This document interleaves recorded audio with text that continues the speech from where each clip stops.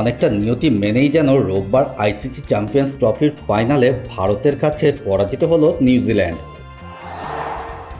Dubai আন্তর্জাতিক cricket স্টেডিয়ামে অনুষ্ঠিত ফাইনালে নিউজিল্যান্ড প্রথমে ব্যাট করে টিম ইন্ডিয়াকে 252 রানের লক্ষ্য দেয়। দারিল মিচেল 63 এবং মাইকেল রেসওয়েল অপরাজিত 53 রান করেন।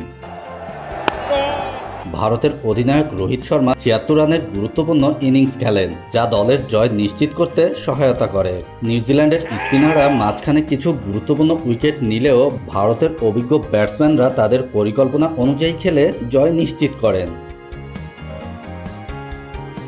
ফাইনালে নিউজিল্যান্ডের পরাজয়ের পেছনে প্রধান কারণ ছিল তাদের ব্যাটিং ইনিংসে মাঝখানে উইকেট পতন এবং ভারতের স্পিনারদের বিরুদ্ধে সংগ্রাম। এছাড়া ভারতের অভিজ্ঞ ব্যাটসম্যানদের স্থিরতা ও কৌশলগত ব্যাটিং তাদের জয় নিশ্চিত করে।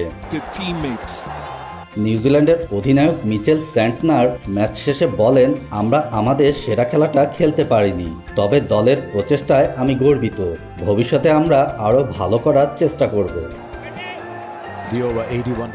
নিউজিল্যান্ড ক্রিকেট দলের সাম্প্রতিক ফাইনাল ম্যাচের পারফরম্যান্সের দিকে নজর দিলে দেখা যায় তারা 2019 সালের ক্রিকেট বিশ্বকাপের ফাইনালে ইংল্যান্ডের কাছে পরাজিত হয়েছিল। তবে 2021 সালে তারা বিশ্ব টেস্ট চ্যাম্পিয়নশিপের ফাইনালে ভারতকে পরাজিত করে শিরোপা জয় করে।